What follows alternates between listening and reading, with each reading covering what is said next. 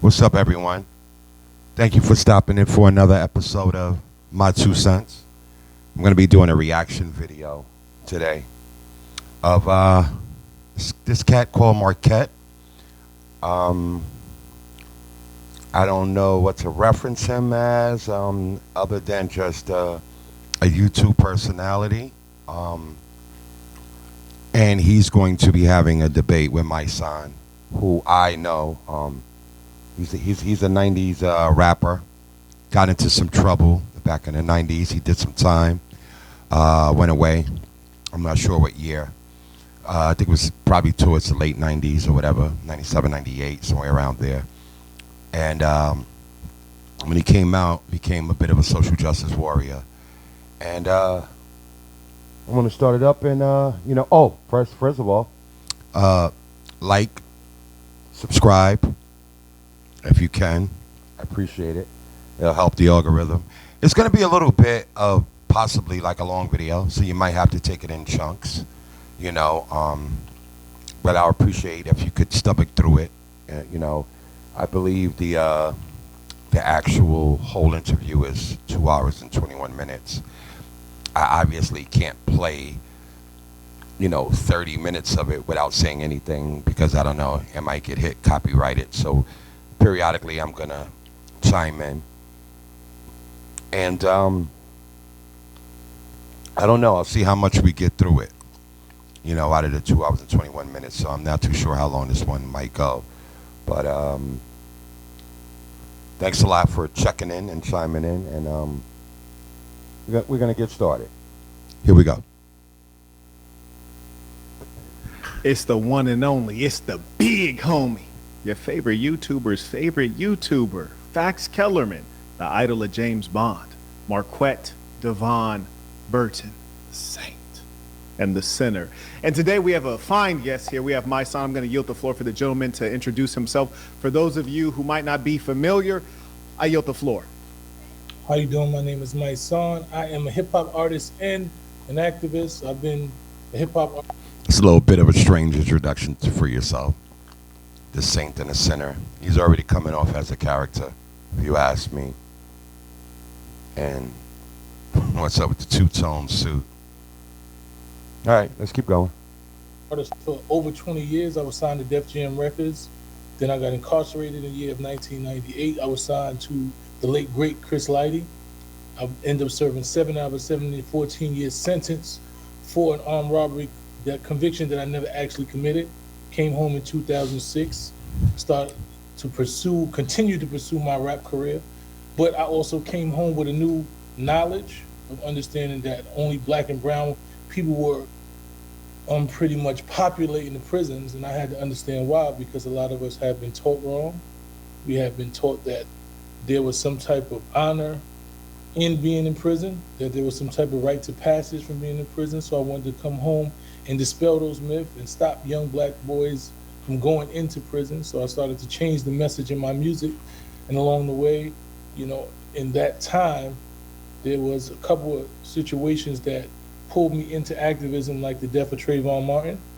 At that point, I had a 14-year-old son, and I was actually in Florida for the verdict. Wow. And seeing the man be found not guilty, That was George Zimmerman. like I never had in my life. For those who don't know, George Zimmerman. I wrote a poem, which later was heard by Trayvon's mother, which I actually performed for her and have been doing at her conferences for the last 10 years, called "What Do I Say to My Sons?"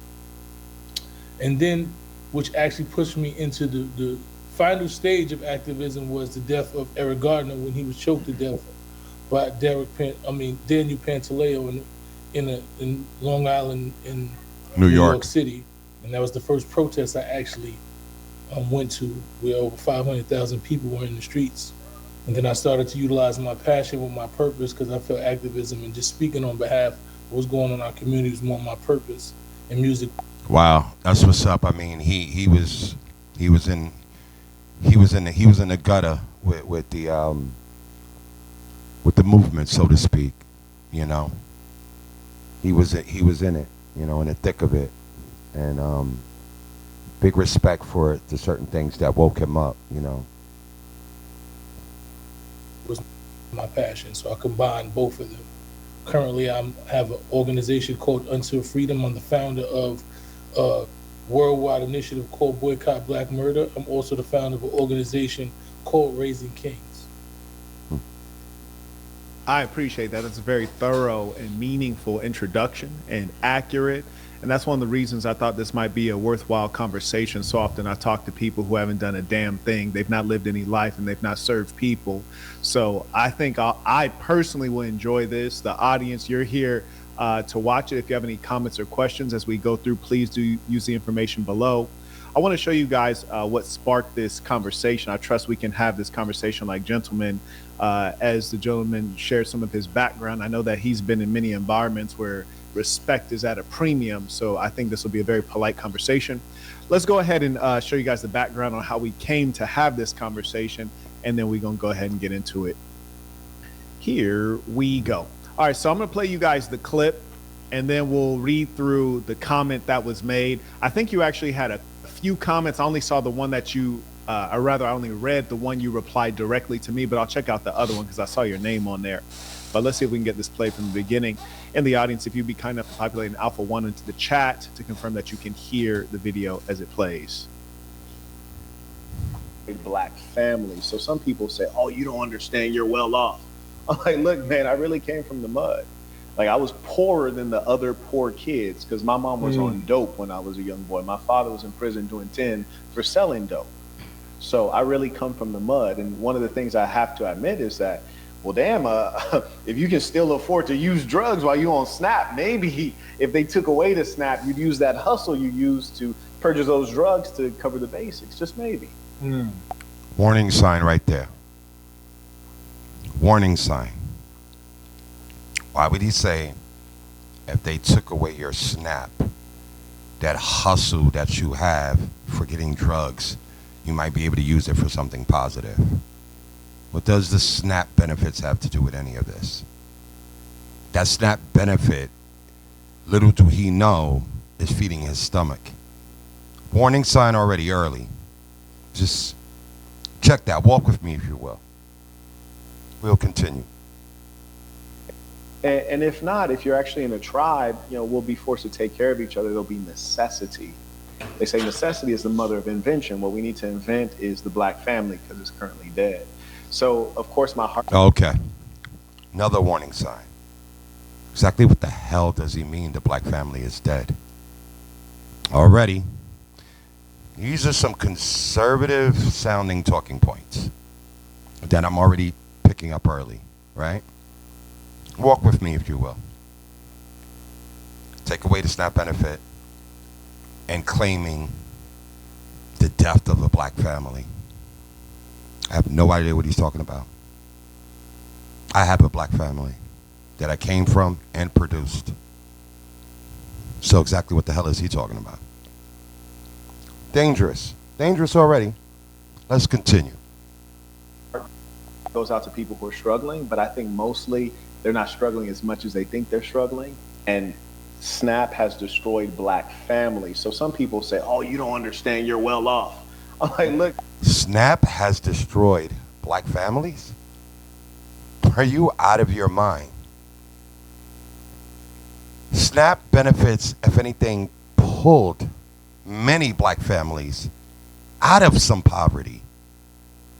I'm a byproduct of SNAP. See, we didn't call it SNAP back then. We just called it food stamps, welfare, whatever have you.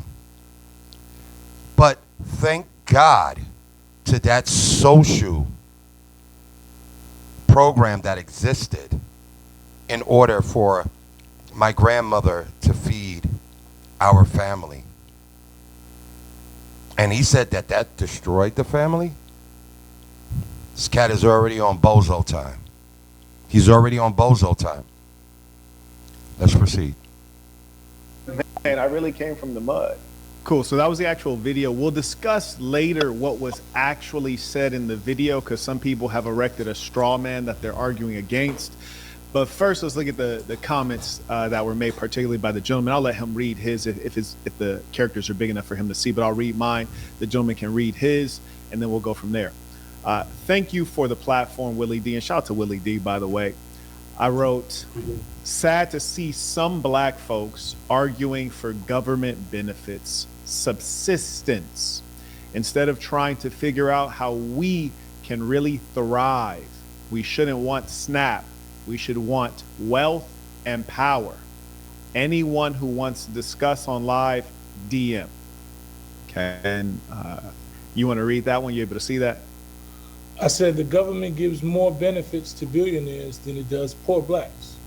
Most of the people on SNAP truly need it and have raised successful children who've been able to create generational wealth. Your comparison is just false. There are so many people who fell to drugs that weren't even on SNAP. Right now, Mysonne, right out the gate, spitting the facts. Purely the facts. Just to give a little background to it, SNAP benefit started with the pilot program revived by President Kennedy in 1961. But the Permanent Food Stamp Act, establishing the modern program, later renamed SNAP, was signed in by President Lyndon B. Johnson on August 31st, 1964, as part of War on Poverty to fight hunger and boost agricultural economy. The very first food stamps program ran much earlier in 1939 to 1943, and I believe that was because that was during the Depression. That was President Johnson. He started it, but it was limited pretty much to just our white populace, if I recall right. And that was in 1939 to 1943, the first Food Stamp Act program pilot during the Depression. President Kennedy revived it as a pilot, and then it went on, talk about it. 64, Johnson signed the Food Stamp Act, making it permanent. And 1977, the Food Stamp Reform Act makes it more accessible. And in '08, it's officially renamed Supplemental Nutrition Assistance Program, which is what we know today as SNAP. Okay, very good.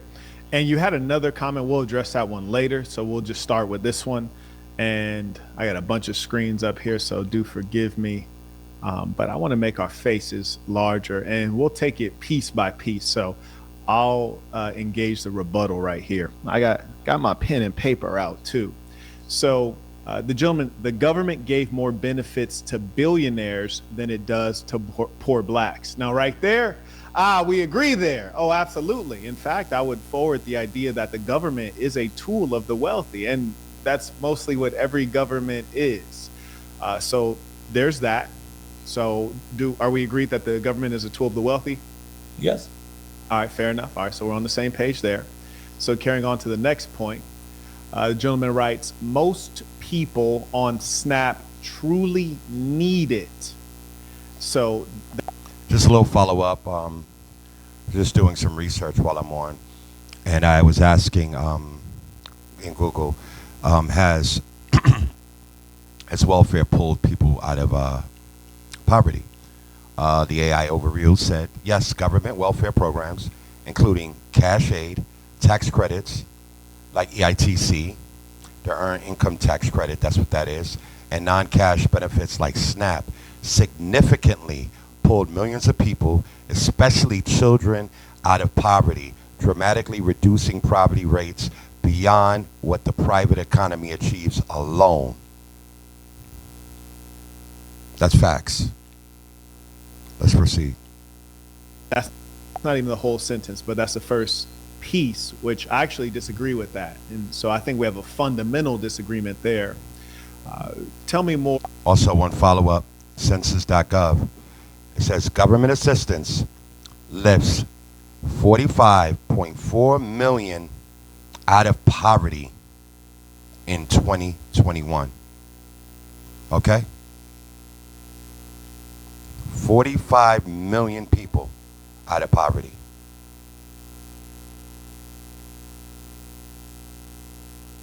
That's almost like 1/8 of our population in the United States. Government assistance did that. Let's continue. about when you say most people on Snap truly need it? Well, when you talk about most people that are on SNAP, they're truly elderly. They are incapacitated, injured. They have injuries that where they can't work. There are some people who just are highly uneducated and don't have the resources to actually work to where they can make a livable wage. And those are realities, right? And what happens is I come from a family like that, right? My mother wasn't able to make a wage that was able to sustain two children. And when she started out on welfare, she started out on SNAP on welfare, with getting benefits, was going to school at the same time, right? She was utilizing the system like most other ethnicities do. When we talk about, SNAP, we only represent 25% of the people that are on SNAP, Black people. So when we're having these conversations, I know a lot of people that I know who are successful, who parents were on welfare, right? And it motivated them to never want to be on welfare. And their parents didn't say, hey, this is a tool that you utilize, that you're supposed to be on welfare. I'm on welfare right now because I don't have the resources. I didn't get the education. I didn't have all of the access to wealth that someone else had. But I'm giving you the resources. And right now, this is what put foods on your table. So when you go to school, I need you to study harder so that you don't have to be in this position. So I think for me, when you say that it ruined the Black community, I say a lot of us were products of SNAP, and it made us want more.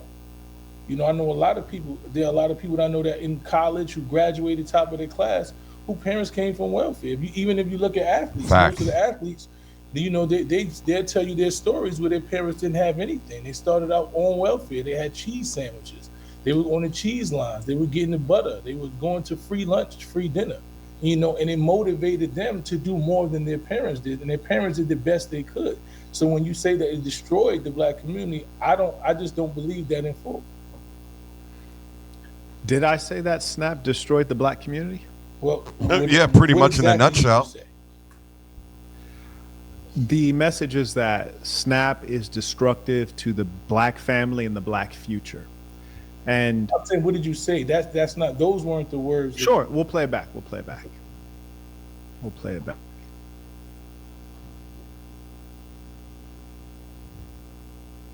Like, I was poorer than the other poor kids because my mom was on dope when I was a young boy. My father was in prison doing 10 for selling dope.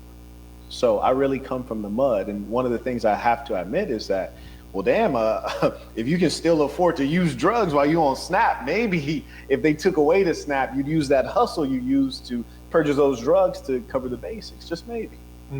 And if not, if you're actually in a tribe, we'll be forced to take care of each other. There'll be necessity.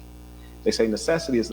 And by the way, just for people, to be aware of, there's only about 1.5% of actual fraud found in SNAP benefits.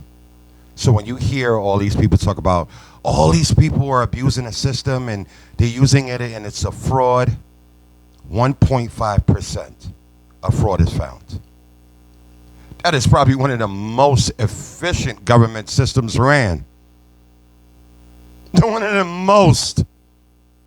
Probably number one.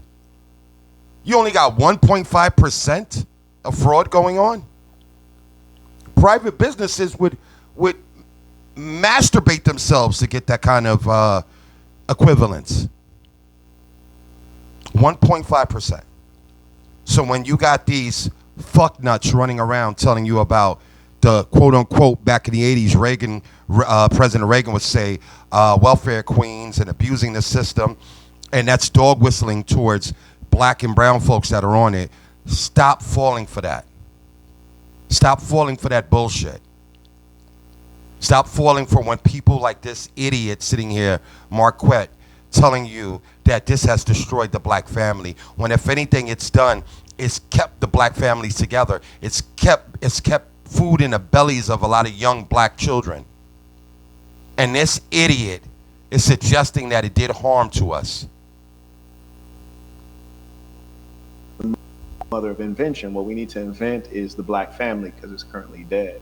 So, of course, my heart goes out to people who are struggling, but I think mostly they're not struggling as much as they think they're struggling. And SNAP has destroyed Black families. So some Okay. Right. So here's the difference. You stated that I said Snap has destroyed the black community.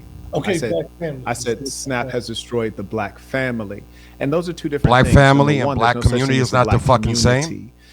And we can explain What a that another joke. time. But the black family, there's no doubt that Snap has been a part of the destruction of such. When you look at the data in terms of blacks getting greater access to Snap benefits. This idiot is more confused than his suit. Not only is he suffering with cognitive dissonance in a comment that he just made right there, you know, the black community and black family is two different things. Really? What the hell are you talking about? He doesn't know if he wants to wear a red suit or a black suit. He's wearing the goddamn Batman Two-Face goddamn outfit, you know? Because that's what he's selling. He's signaling that to us. Whether we know it or not. What's this goddamn Two-Face? He might as well be flipping a coin up. This guy right here is dangerous. This guy's got all the talking points of a black conservative red pillar. And I'm sure this guy gonna go on forward and gonna start saying the typical things that come along with that community. Start talking about the transgenders, and start talking about the gays, gonna talk about more than likely the church, Jesus possibly, or some form of religion. It's gonna double down on the importance of a religiosity, stuff like that. And that black folks pretty much gotta dig their heels in and get it up out of the mud and pull together and bring themselves above the poverty because no one's gonna help them, right? These are the typical talking points. Yet that's not how anyone has ever done it in this goddamn country. Nobody has ever done that like that in this country. Listen, the first people who came to this country from England, they were given land from England. They were given all the tools they needed to farm, to survive, and this sort of thing continuously kept going. They were allowed to have slaves in order to make the colonies thrive, and even after the quote-unquote liberation of the slaves, they were paid reparations for losing their slaves. Yet the slaves didn't get reparations. Be careful with bozos like this. I'm telling you about these people. Benefits, we see that there has been an inverse correlation in terms of the black man being in the household and being at the helm of the family. So it has driven more instances of illegitimate families, fatherless children, unprotected mothers.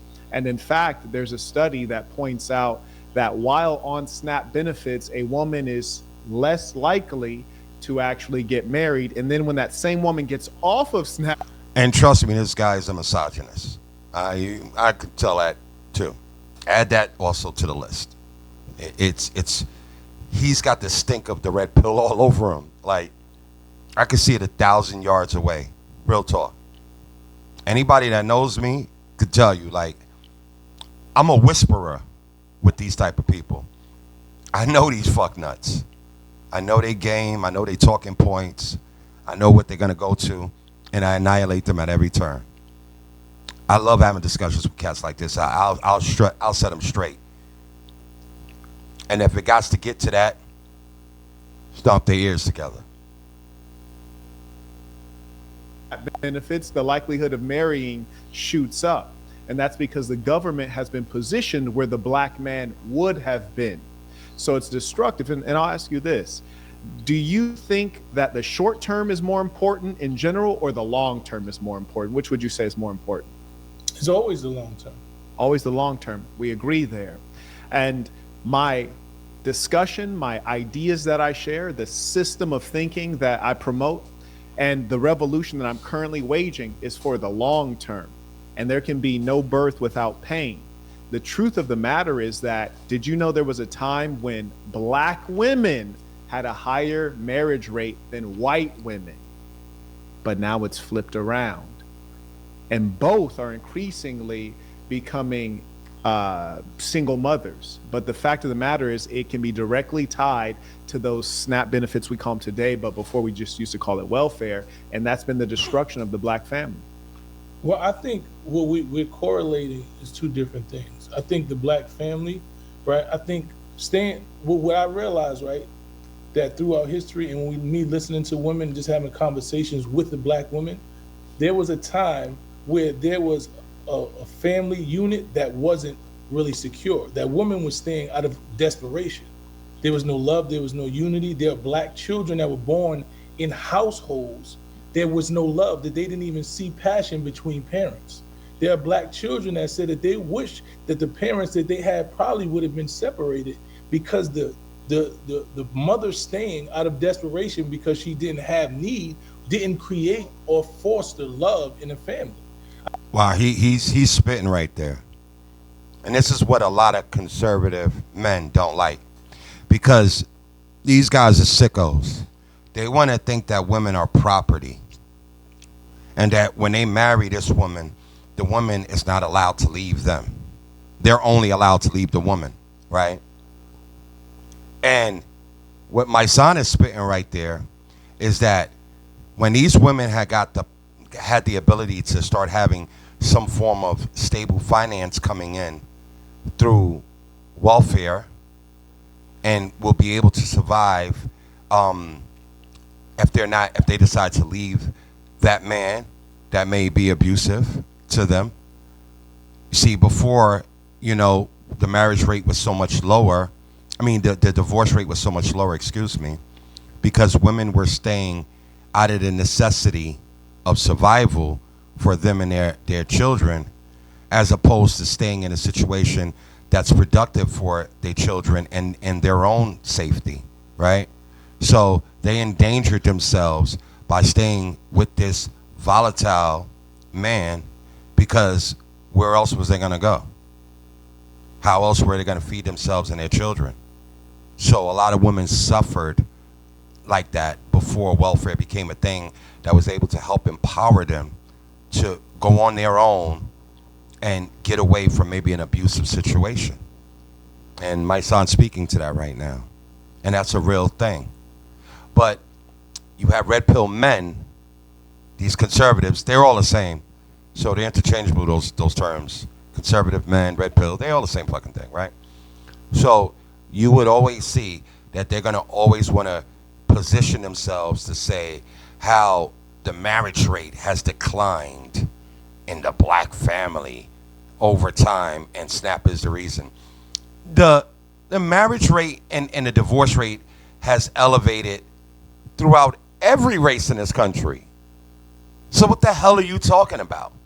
As women become more independent as a whole, this divorce rates are there's an uptick, because there's no more of a need to stay in a situation that you're not happy in.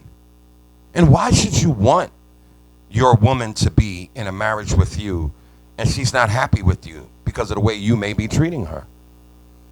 That's some cowardice, weak, knock-kneed shit, right? But that's right up the ballpark for these red pillars. I'll continue.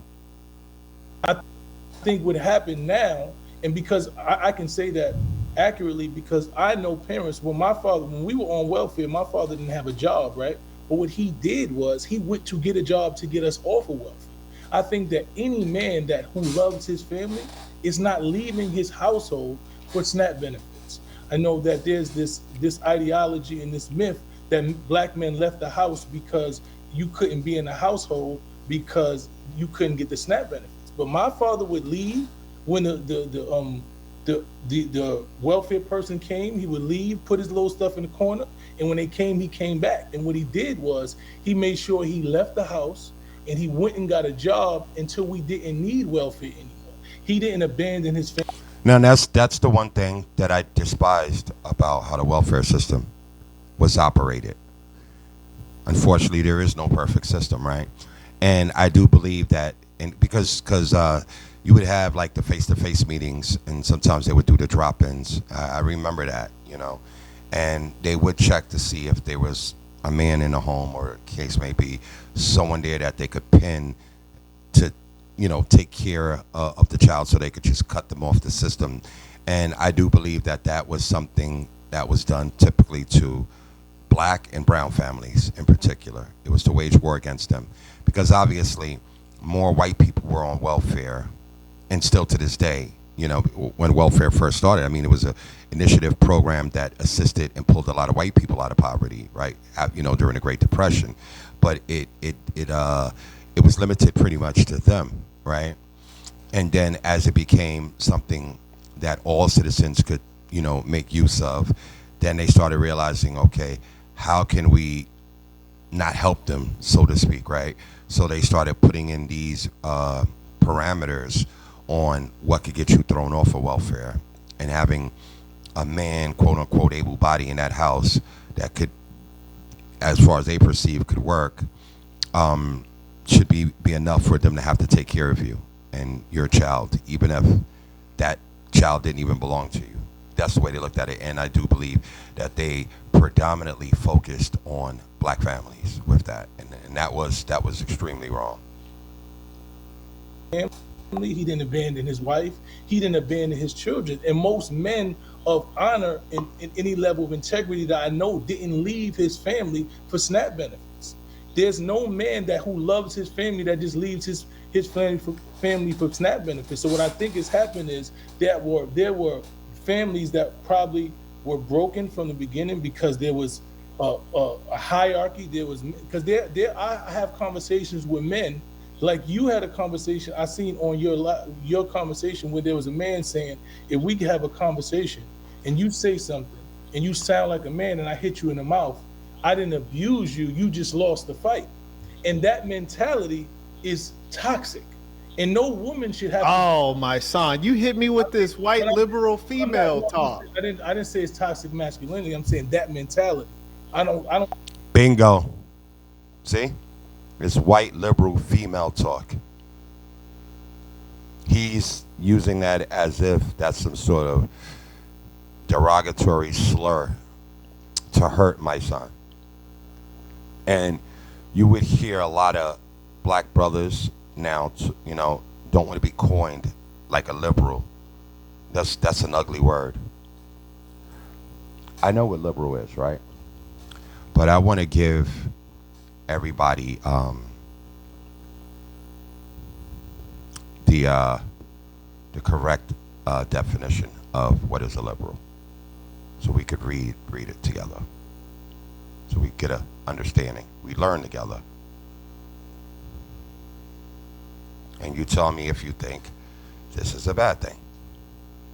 Okay.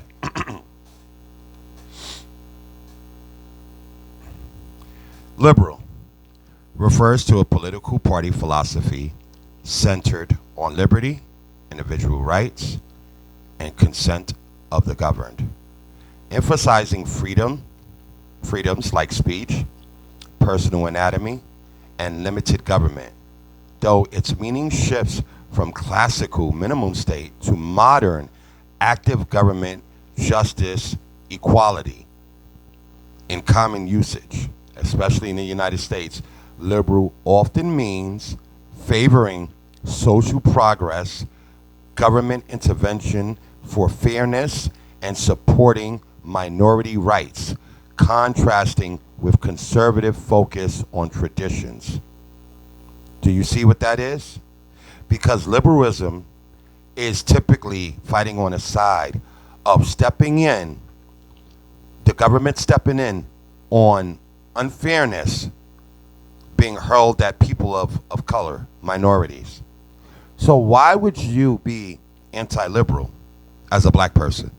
If you have any thought in your head, or any brain cell that's actively firing, and know just one shred of history in this country, why would you think that that's a negative thing? Why would liberalism, somebody hurling that at you, make you feel like that's an insult? I would say thank you for the compliment. Speak like a female. And I think when we talk to men, we can't talk to men. Look at Instead this they talk bozo like females, smiling, because we cheesing, started off saying something. because he thinks he's I'm fooling talking to people. you like a man. Yes. I've never done anything like a female. No, Everything. I'm not saying you're talking like a female. I'm saying the ideology is it's not ideology. white feminist liberalism. What I'm trying to tell you, I've been a man. I'm almost 50 years old, and I've been around men my whole life. See, once again, these red pill conservative men, they are obsessed with this toxic masculinity. This, I'm presenting this ego, this machismo. Me man, me strong, me stupid, but me man. That's what they're presenting. That's why they're typically science deniers. That's why they're typically deniers of doctors. When doctors are saying what's the best thing for you to do as far as when it comes to medicine, vaccinations, and things like that, and they're always the ones telling you, oh no, don't trust the science when it comes to that. You know, this is causing autism. This is causing low sperm count. Like, they're always obsessed with things like that. They don't have no facts, but they spit and spout this shit as if it's gospel. They get a little shred of information and they become an expert on everything. That's called a Dunning-Kruger effect. Taking a little bit of information you get, and all of a sudden you become a fucking expert. That's what these people are. Men of honor. I've been in jail around killers. I've been in jail around the most notorious men in the world. And none of them think putting your hand on a woman because she says something that you don't agree with is masculine or strong. So I'm trying to tell you, there's an ideology that certain men have that think because a woman doesn't abide by your rules and you pay the rules, that you have the ability to abuse her. So what happened when... Do you mind if I address some of the things you said, because you're kind of going on to a different topic at this point? So let me just finish. So what I'm trying to say is, when you talk about that SNAP benefits broke up the home, it wasn't that SNAP benefits broke up the home. There was a level of independence that women had in toxic relationships that made them believe that I don't have to be around a man who thinks because I say something he don't likes and he hits me in the mouth that I lost the fight. Facts. What do you got to say, bozo? Okay. So I would challenge that a number of the things you have articulated are speculative, they're anecdotal, they diverge from logic, and they're very much so what feels good, what sounds good, and what's emotional. And the reason that I say that is because these cats are always talking about emotional. These red pill conservative men are some of the biggest bunch of emos I've ever seen. They're always stomping their feet and crying about something. They're always the victim of something. And then they want to say, you're the emo. They want to just start flailing their hands in the air. Oh, woe is me. Oh, this ain't right. Oh, I'm being restricted. They're trying to take my manhood away. Oh, where's my guns? You know, like, it's always the same with these bozos. It's always the same with these bozos. That black people represent 25% of SNAP benefits recipients. And I know you said that because I wrote it down. Now, that actually doesn't make sense in as much as black people in America, and I'm not talking about the foundational Black American, because I think that they're more so like 10%, but black people, which would be inclusive of Haitians and all of these other groups that have a different ethnic background, but black people represent 13%. So they're nearly twice, they're at 200% of the representation they should be at. Kind of similar to prisons, and you spoke about that earlier. You know, we're 13% of the U.S. population, but a much higher percentage of the prison population. We're overrepresented. I think there's a very reasonable story that you could articulate in both cases, but what is certain is that we're overrepresented in a bad way, and it's detrimental. So you stated that as though it was a good thing that we're 25% of the welfare benefits, as opposed to us being representative, which would be 13%. I yield the floor for a rebuttal to that. Well, basically, if we're talking about wealth in America, we only represent 3% of the wealth in America, right? So we look at communities where blacks inhabit majorly, most of those are poor communities, right? So if we're in the poorest communities, then more likely we're going to need the most assistance.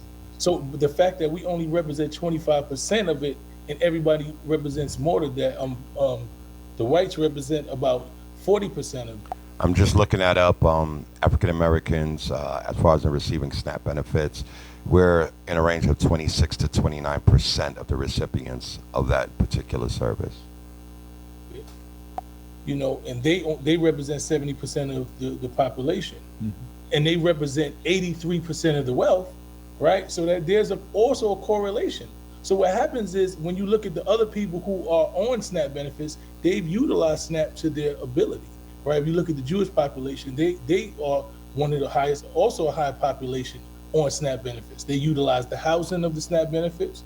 They utilize the housing. They figure out how do they get free housing, and they also own their own communities within the communities they live in, and they also figure out how do they benefit off it. So what I think is what we haven't learned is how to benefit off of using the state's money, like the billionaires have, right? They call and they say we're bankrupt, right? We have our money, but we're not going to spend our money. So we want you to give us your money, and we're going to continue to make more money. I use the example of Rich Dad Poor Dad. The rich people figure out how to use OPM, right? And that is a form of government assistance. So if Black people were in our communities and we were taught how to utilize the government assistance, right? We were taught how to utilize SNAP benefits. Right now, they're trying to stop us from doing that. Right now, there's a crackdown because the lady brought cakes, right? She brought cake mix with her SNAP benefits and began selling cakes. Everyone else in other communities utilize the SNAP benefits, and they double and triple those benefits. Everyone else uses government assistance to double and triple and make money off it. They are intentionally trying to keep Black people poor. So I don't think that the SNAP benefits broke up the Black family. I think what broke up the Black family was not understanding how to utilize Black benefits, being targeted in our 42% of Jewish people are on government assistance. 42%. But we always try to make it seem like it's Black folks. And I have no problem with folks receiving government aid. I'm a socialist. I'm a democratic socialist. I think I'm a person that believes in there should be a UBI, a universal basic income, given out to aid the war on poverty in this country. So I don't look at this as a bad thing. With all the other agencies that exist that's being funded by our government, like the Pentagon and all the money we spend towards that, towards destroying other countries, killing other people. We don't care how much money we're pumping towards that. They fail their audits all the time. They're one of the most wasteful parts of the government. Nobody ever speaks about it. The government gives all these crazy tax breaks to these wealthy organizations, businesses. What do you think that is? That's welfare. They're getting welfare on the grandest stage. And yet they're going to talk about some mother in the hood trying to put food in her child's mouth. She's the fucking bad guy. Really? Come on, folks. Our communities, because they understand that the biggest threat to America is Black unity. The president said that, Nixon said it himself, the biggest threat to America is Black unity. So they've always tried to do that. I think the biggest thing that destroyed the Black family, especially when you look at the time that's most been destroyed, is drugs and crack. Crack was the biggest thing that destroyed the Black family. I'm not sure if I said it correctly earlier, but it was FDR was when that started the welfare program, during the time of the Depression. I don't know if I said Johnson, and if I did, I stand corrected. Sorry, that would be Roosevelt, FDR. Because prior to that, we were still unified and we were moving. We were doing what you said. There was a community base. We're going to make sure that you're okay. Before crack came into my community, every door next door to me was open. We walked in and we lived like a community. We actually lived like a community. We were able to walk into our neighbors' doors and get sugar. We were able, my grandmother and grandfather, my family, we had family meetings where we had the susu, where we put money in and we had family The susu. businesses. So when crack came in, you couldn't trust your own family member because once they got the money, they wasn't going to come back to it. That susu, for those who don't know, that's when, you would have family and friend members that would all each week contribute in, let's say $10, a piece. And let's say you got 20 people in that susu. Every week, somebody would get $200, So there was a week for everybody. You know what I'm saying? So it was a good way of somebody helping you save money. Because every week you'll put in $10. You know what I'm saying? And if there's 20 people, you know what I'm saying?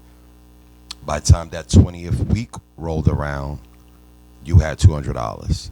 You know what I'm saying? From that 10 that you just been putting in. So I don't think SNAP was the biggest thing that destroyed the black family. I think drugs, and that was an intentional thing by the government to destroy the black family. If there is ever a thing that quote unquote destroyed the black family, it would be drugs. It wouldn't be feeding a child, you idiot. Okay, Marquett? Putting food in a child's mouth didn't destroy the black family. The crack going into the lungs of their parents and destroying their minds is what, quote unquote, would have killed this supposed black family structure that obviously don't exist. So I don't know what I have in my home because according to him, the black family is dead. Let's proceed. Okay, very good. So my challenge with folks who often take your position, and your position can very much so be described as a liberal position. I don't suggest that to put myself on the other side as a conservative. I'm not a Republican or a Democrat, a liberal or a conservative. I just follow. When they tell you that, they're lying. And by the way, I'm going to tip you in on a little something that I found out about this Marquett. He's walking around debating, and you can find it on YouTube. There's no cap here, no cap included, wearing a MAGA hat. You're pretending to be pro-black, and you're supporting MAGA. We got a coon, y'all. We got a coon. We got him. Let's proceed. This ism. Marquettism is for the kids. Marquettism saves lives. Now, let's talk about this piece. So we agreed earlier that the government is for the rich. I think we can probably also agree that the government is, and always has been in the United States, organized for and controlled by white people. Would you agree with that? Yes, sir. Okay, so if the government is for the rich, and you said black people are not the rich in this country, if the government is organized for the benefit of white people, organized by white people, and black people are in fact black, which color-wise would be opposite of white people, then why is it that your idea is using government benefits, which is to say using the benefit from the enemy or from the person or the group that doesn't care about you? How would you think that that would benefit you? It's nonsensical. Furthermore, it suggests a level of inferiority. Not that the white man believes you're inferior, but that you believe you're inferior, such that you must rely on the government handout. Furthermore, you reference the Jews and other groups that are utilizing the welfare benefit system. Well, obviously, mathematically, being that blacks are overrepresented at 200%, there's obviously some groups that are underrepresented. And I think that's worth considering. Furthermore, the Jews are actually categorized as white and have been for some time, especially since the data started being recorded when these public benefits were given out. Now, with regards to the black community, what they're lacking today and in times past, especially during the time of the crack epidemic, which destroyed many of our families, mine included, is ideology. You see, the reason I say that there's no such thing as a black community is because communities have a lot of things in common, but core things. You mentioned the Jews earlier. It's a great example. They have religion, they have language, they live in proximity, they don't allow outsiders in, they have patriarchy, they have their own hospitals, they have their own. You see that bullshit? You see that bullshit right there? This is what disappoints me with just the human condition. You know, a lot of people don't like to accept the facts that human beings are just animals. We're great apes. Look it up. I know a lot of my religious folks would hate to hear that. You want to believe that you're something uniquely special that God created in his own image. If that's the case, God is an ape, all right? Because we're great apes. Look it up. Check on it. And we can't move past our lizard brain, our prehistoric mind, and we're always clicking. It's tribal. That tribalism is ultimately what became nationalism, which only evolves into fascism, and with a quote unquote strong man as a leader. That's the dangers in being that way. When you're only being inclusive with people that look like you, that speak like you, that pray like you, and you just fill your space in your community with like that alone and don't allow any diversity, that's why we aren't as advanced as a people as we could be. And I'm not just talking about black folks, I'm talking about humankind.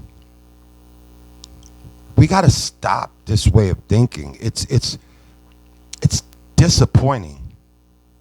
You see that we're still at that stage. Not all of us, obviously.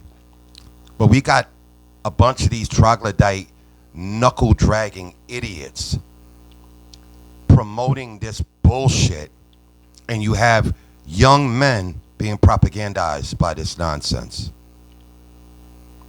We got to move past this, y'all. People are people, okay? There are good black folks, there are asshole black folks. There are good white folks, there are asshole white folks. There are good Asians, there are bad Asians, right?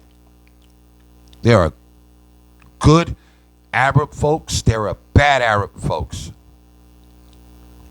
You know what I'm saying? Like, we got to get to this point where we stop this tribalistic mentality and way of thinking. Is so, just imagine how much further we could be. We probably could have already had the cure for cancer if we just got past these stupid social issues that we keep hanging ourselves up on. If we could move past all this religious bigotry and ignorance. I know I feel like I'm preaching, y'all, but some of us need preaching. Let's continue. Policing force, and they have a strict system of belief, and they don't snitch and rat on each other, and also they don't rely on the outsiders, the goyim. Whereas conversely, you're kind of describing all of the opposite things for black people. You're describing the idea that we should rely on the government, which has been our open enemy since we arrived here on a slave ship named Jesus. Black people, some are Muslims, some are Christians, some are atheists. That we should rely on the government. The government is the people, and people rely on other people. Nobody is self-made.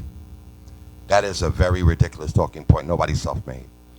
Anyone that's remotely successful in this country or in this world has been able to be successful like that off of the hand-ups, the handouts, and unfortunately in some cases stepping on the backs of others.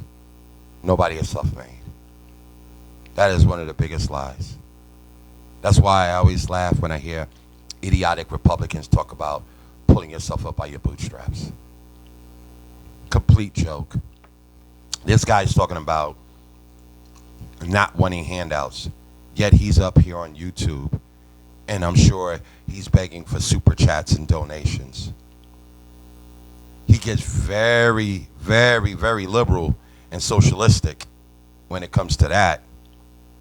But when it comes to feeding a young black family, he gets pretty conservative. He gets pretty capitalistic all of a sudden. These clowns, like, look out for these things. I'm telling you guys, we got to be careful with people like this. We can't fall for the okey doke, the smooth talking points. He's using flowersy language that sounds good. May sound like honey to some ears. Listen, cats like this, he sounds smart to dumb people. I'm not dumb. We don't have a uniformity in the religion. Black people don't have their own language. Our folkways, mores, and our music and culture has been commercialized and stolen from us. And that's precisely why there has to be one system that dominates. And because black people are very effeminate as a mass, very soft and emotional, they have trouble accepting the fact that something must dominate to unify us into what would rightly be described as a community. Furthermore, you speak of the idea that blacks need welfare and they need government assistance. And if you were to only look at the 54 states of Africa, and you find every one of them is accepting foreign aid, also known as welfare and assistance, from whom? From the same group, which is to say the West, the whites, and they're all failing because government assistance is not designed to get you off of it. And even though you think it's benefiting the black people, it is actually not. It's making them weaker because, as you yourself admitted, it forced This idiot, I just read the data and showed you how just in 2021 it proved that welfare rose 46 million people in this country out of poverty. Yet he will sit here in your face and tell you it's forcing people into poverty. When have somebody putting money in your pocket, no matter how big or large it is, has ever hurt you? That's what he's selling to you. your father to have to disappear when the social worker comes up to check in, to make him have to creep around with no dignity. The truth of the matter is black people are the wealthiest group of black people, the ones in America, on the whole planet Earth. And so I assure you they can get by without those SNAP benefits, and it will open up a whole different way of living. You mentioned something about the woman being independent. Really? Tell us how, clown. Tell us how, bozo. I would describe it as disobedient and rebellious. The man is the leader and he is more rational, and there's data on that. And he is to lead. The idea. You see how you just lied? The man is the leader and more rational, and there's data on that. What effing data are you talking about? You see, clowns like this would say things like that, and to a lesser trained ear would eat that up and be like, yo, he sounds assertive about it, and he's pretty loud and, theatric about it. It must be true. That's buffoonery. Conservatives love to do that. That's what they try to do. They try to get loud and very, poking out their chest when they're saying what they're saying, even though it's all bullshit. It's all bull. Don't fall for that okey doke. When cats like that getting loud and animated, the IQ is dropping in the spot. Believe me. Because real thinkers don't have to do all that. Real thinkers don't get over animated. They just stick strictly to the facts. Strictly to facts. That the black woman would use SNAP benefits to allow her to shirk her responsibilities and her duty to the black man is an abomination. And that is something that skirt her responsibility to the black man. You see how he looks at women as if they're some sort of like tool? They're skirting their responsibility. Oh, I didn't know a black woman automatically has some sort of responsibility to a black man. Like what? Last time I checked, that's a free individual that has the right to choose to have responsibility towards a man, woman, or whoever, dog, cat, whatever, or not have any responsibility to anybody but them damn selves. But listen to how he's phrasing this.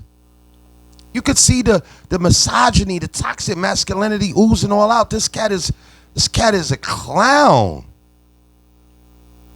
has caused a great deal of trouble. So what you're describing as a good thing is in fact a bad thing. When you look at the data, we see that those black children who grow up without their father because their mother was independent for whatever reason, they have higher levels of criminality.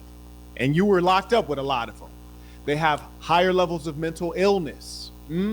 They have low levels of educational attainment. And then the other thing that you mentioned that should not be mentioned at all, and it is not a factor, and that is why this ism has to spread around the whole world. You mentioned love. Love is fantastic. Marriage is not about love. Family unit is not about love. It's about pushing toward a particular set of milestones in a life well lived. Love is great. Compatibility is better. Love is great, but being able to cooperate and produce is better. How do you measure love? You can't measure it. And the worst thing about it is love is something that the women are very much so hooked on.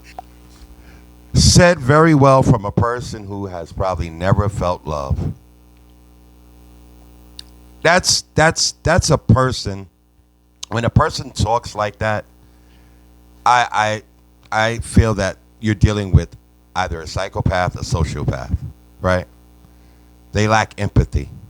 They lack care and concern for others. They lack sympathy. They can't really sympathize with anybody either. When he says that love doesn't matter, love is subjective, how do you measure it? Love is far distant when it comes to compatibility.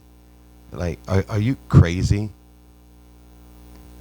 You know, so that feeling in your gut of just wanting to lay your life down for this particular individual, you can't define that as love.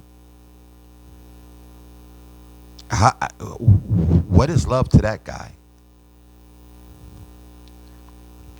He coming from a broken home with I don't know if it was that he said his mother. Yeah, his mother was on drugs. He's a hurt dude, and it's unfortunate. He needs counseling. He needs help because he's got a lot of hurt inside, and hurt people at times hurt people. Not all, obviously, but it's an old saying, and it does hold true. And that's when they want to leave the relationship because I didn't feel the love. You have a duty now to be a mother. You have a duty to be a wife. And that outstrips love. I yield the floor to you. And I respect everything that you said with the. I don't, my son. That a family unit, it should not have. I mean, you actually did say that there should be compatibility, right? And it can't be compatibility if we have a disagreement, and because we disagree, I lose a fight and you hit me in my mouth. Right, abuse should never be. Listen to me. I listened to you. I didn't interrupt you. I just want to say, but I never said that though. Like you're.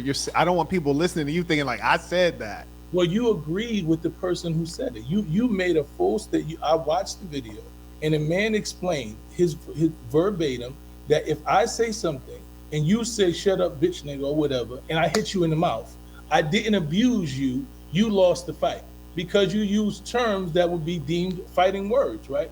Those were, and you said, well, I understand that because you should not say things if you're not prepared to fight. And I don't agree with that mentality. I'm a man, a strong man. I am a masculine man. I don't agree that if a woman doesn't agree with me or says something that's out of line to me, that I should put my hands on her. I don't believe leading a household requires me to be physically abusive to a woman. I don't believe that showing strength or even in a relationship that compatibility, that her word should not matter in the household. I believe that I should have the final say, or we should come to agreements about how we're raising our children, how we're doing things. I think that if I'm in a relationship with a woman who respects me, that I've earned her respect, then she will yield the floor and understand that I'm the head of the household.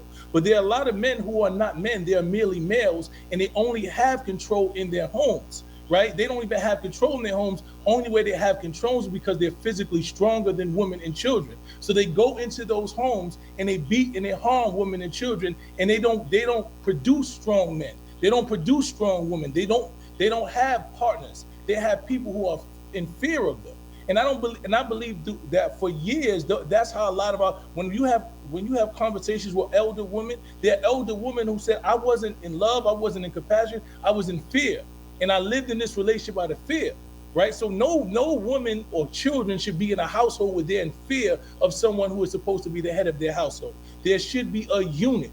So I understand what you're saying, and yes, I believe that a man should be dominant, but I believe that a man should be proven to be dominant. I think that you prove your dominance through intellect. I believe you prove your dominance through compassion, to empathy, to being able to teach, to be able to teach your children. To a woman feels like when she's around you, she's learning something, she's growing. If a woman, I'm hearing what he's saying, and it's just maybe the wording. I don't typically like the word that he's using, dominance. Like I'm not interested in dominant, being dominant over my wife. My wife is my partner. You know what I'm saying? I don't dominate and reign over her. I am not a superior being to her, nor is she to me. We are equal in each other's eyes. And there's going to be times that I'm going to be in the position of teaching her, and there's going to be plenty of times that I'm going to be in a position of a student to her. And a lot of men have issues with that and thinking that there's something wrong with that. That's not masculine.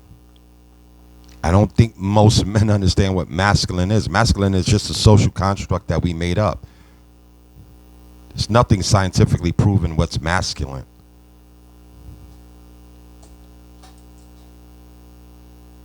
around you, and because you are unable to teach her or able to reach her, all you can do is beat her, then you have not shown any level of any type of superiority. You are not leading a household. So when we talk about those things, and when you talk about the stats, right, and we talk about, yes, they did. The black people are the only people, they took our culture from us, right? They took all the things. They took our culture. They've taken our religion. I say this all the time. Only thing that we unite in is pain and trauma. When we see another black person in pain and trauma, we all united. Prior to that, I'm black, you foundational, you this and that. We are divided. So what I'm trying to explain to you, that's why that if we're in America and all of the resources are held by the white people, right? If all of the resources are held by the white people and we're figuring out, because they understand that anything that you teach us, we outlearn them, and we've done it over and over and over. I've watched, and this is why every 100 years they disenfranchise black people, because what happens is once you teach us the game, we play it better than you. So what they do May I respond to your earlier point, since you're going on to a different point now? I'm going into what you went into 3 different points. So okay, I was just asking.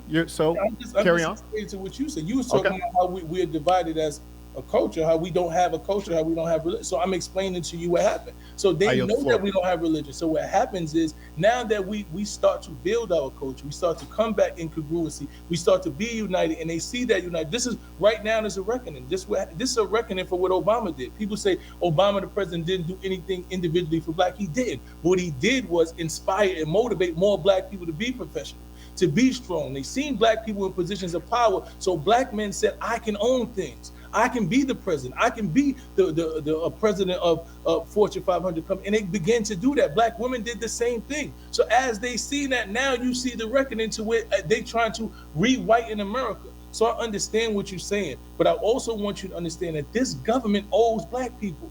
They pay reparations to everybody else. So if we can't get reparations, even in the form of the real reparations that we deserve, and we can't utilize the government money to be able to build and as a foundation, a lot of black, a lot of people do. I know white people who live at their parents' house, right? And they stack up their money.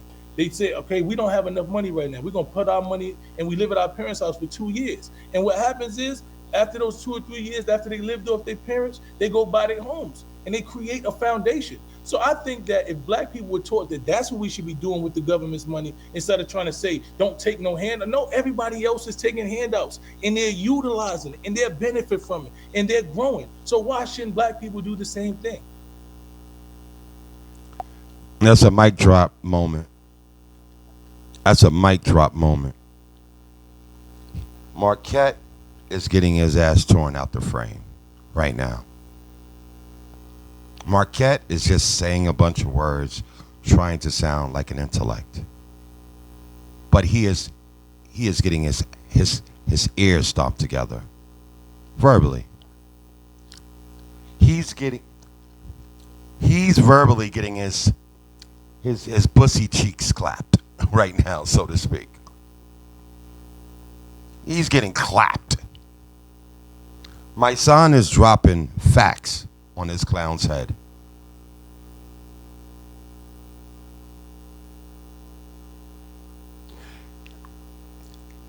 I don't know where he's going to go with this rebuttal because I don't see a logical rebuttal to be made here in this case. Mysonne was completely right in everything that he said here. Marquett is definitely got those grifter vibes going on. Definitely a red pillar. And as I told you, I end up finding out a MAGA supporter. This guy's a buffoon. He's a bigger clown than the outfit that he's wearing. I'm going to end the video here. I don't know. Maybe I might pick up a second part of it. As I said, that this is a pretty long debate. I'm going to probably chop this up as part one, possibly. And we'll see where we go from there. Guys, thanks so much for checking in and hanging out with me. And let's see. Maybe we might have a part two moving forward. Thanks, man. Appreciate it.